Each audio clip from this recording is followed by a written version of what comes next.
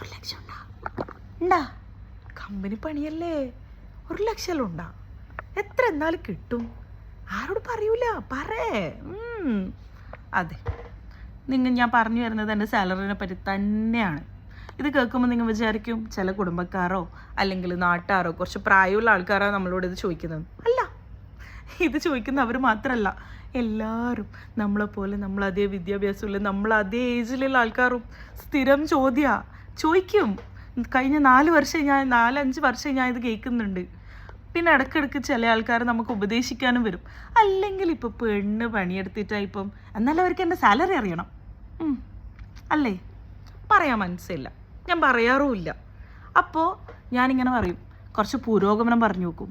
പെണ്ണിൻ്റെ സാലറി ഒന്നും അങ്ങനെ പറയേണ്ട ആവശ്യമില്ല. അപ്പം അടുത്തത് വരും, അല്ലെങ്കിൽ പെണ്ണ് പണിയെടുത്തിട്ടൊന്നും ഒരു കാര്യമില്ല, എന്നാലും നീ ആരോട് പറയൂല, എത്ര കിട്ടും? അതെ, ഇതൊരു വാണിംഗ് തന്നെയാണ്. ഈ വീഡിയോ കണ്ടിട്ട് ഇനി അങ്ങനെ ചോദിച്ചാൽ